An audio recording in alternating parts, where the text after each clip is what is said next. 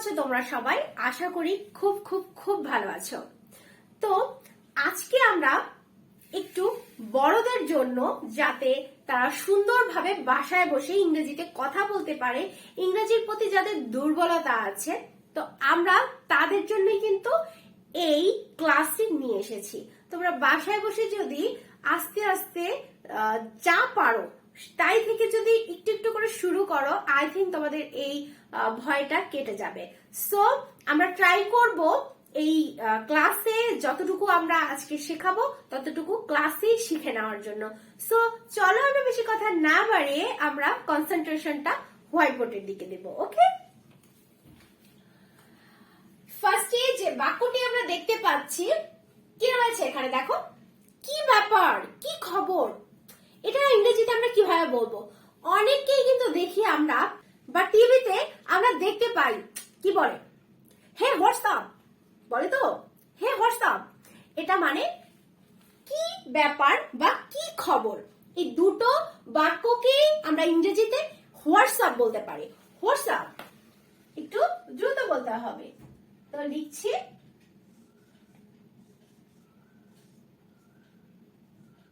ওয়ার্ডস up.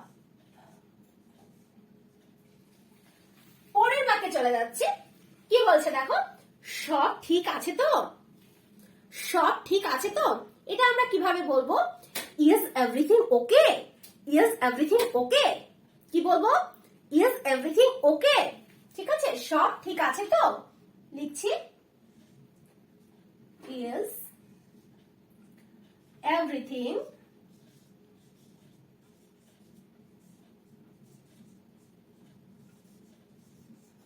ওকে।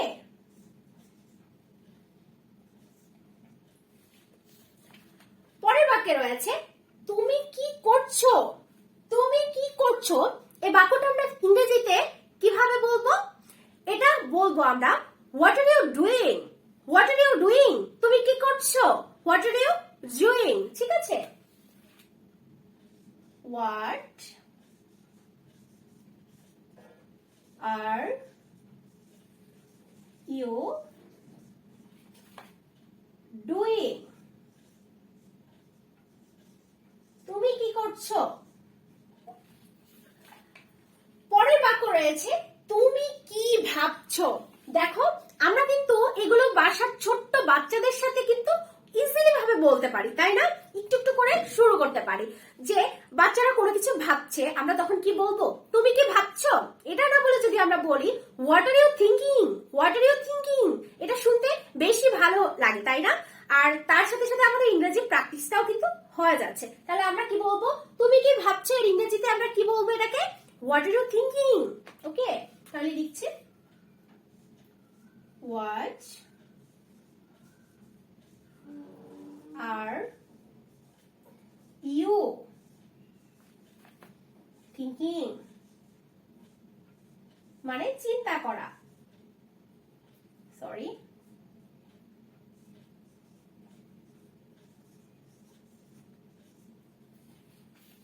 ওকে। পরের বাক্যে চলে যাচ্ছে, এটার দাম কত।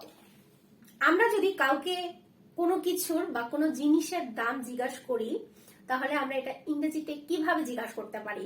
এটার দাম কত, how much it, how much ইট, এটার দাম কত। ঠিক আছে, তাহলে আমরা কি বলবো?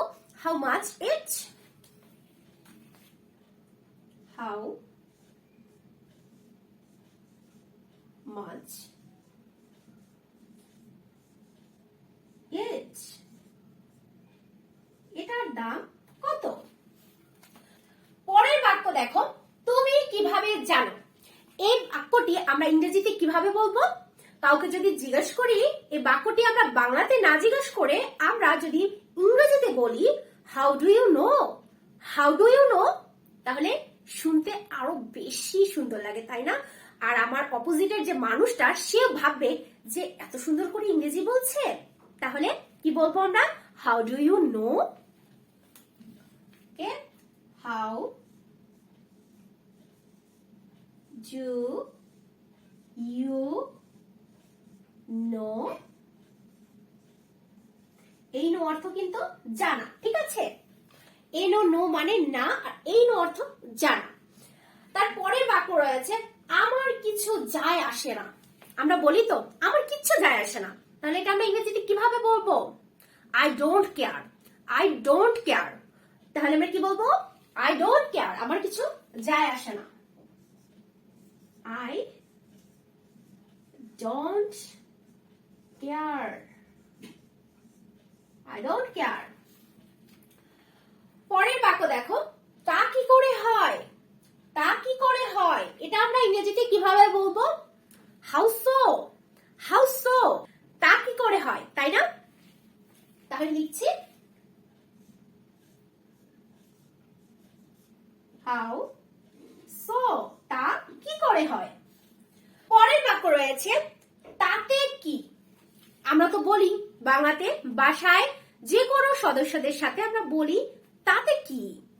তো এটা আমরা ইংরেজিতে কিভাবে বলবো? সো হট, সো হট বলি তো, তাই না? তাতে কি না বলে আমরা যদি একটু সুন্দর করে বলি সো হট, তাহলে আরো সুন্দর লাগবে কথাটা বলতে, তাই না? এবং তোমার বিপরীত দিকে যে মানুষটি থাকবে সেও অনেক মুগ্ধ হয়ে ভাববে মনে মনে, কি সুন্দর ইংরেজি বলছে, আমি যদি একটু পারতাম বলতে, তাই না? তারপরে বাক্য রয়েছে, বাক্য না, এটা একটি শব্দ, ঠিক আছে, বাট আমরা অনেক ইউজ করি। কত। একটি জিনিস কিনেছে, মনে করো একটি অর্নামেন্টস কিনেছে, আমরা এখন জিজ্ঞাসা করছি যে এটা কত নিয়েছে বা কত, জিজ্ঞাসা করি না? তাহলে এটা আমরা ইংরেজি কিভাবে বলবো? আমরা একটু ছোট করে বলবো হাউ মেনি, হাউ মেনি, ঠিক আছে, কত, হাউ মেনি। কিন্তু এই দুটো বাক্য কিন্তু একটু এক, ঠিক আছে, কত, এটার দাম কত, ঠিক আছে। তাহলে এই দুটো কিন্তু কিভাবে, দুটো একটু আলাদা আলাদা ভাবে আমাদেরকে কিন্তু বলতে হবে, তাই না? যদি আমরা দামের কথাটা নিয়ে আসি, এটার দাম কত, তাহলে আমরা কি বলবো? হাউ মাচ ইট। আর যদি বলি কত, শুধু কত বলি যদি, তাহলে বলবো কি? হাউ মেনি, ঠিক আছে। সর্বশেষ যে বাক্যটি রয়েছে, বাক্যটি হচ্ছে তাই নাকি। আমরা বলি তো, তাহলে এটা ইংরেজিতে আমরা কিভাবে বলবো?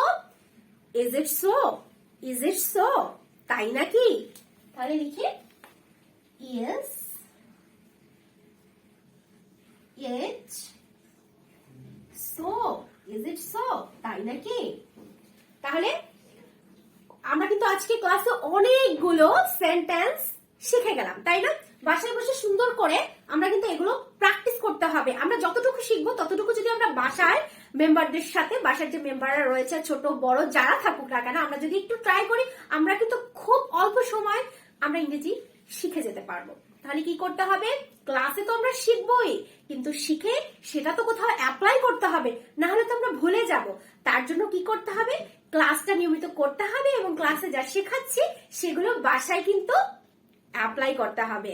তাহলে আমি আর কথা বাড়াবো না, পরবর্তী ক্লাসটি দেখার জন্য এবং সবার আগে যাতে নোটিফিকেশনটা তোমার কাছে পৌঁছে যায়, এর জন্য কি করতে হবে? সাবস্ক্রাইব বাটনটা টিপ দিয়ে কিন্তু বাজিয়ে রাখতে হবে। তো লাইক দেবে ভালো লাগলে ভিডিওটি এবং বন্ধুদের সাথে শেয়ার করবে।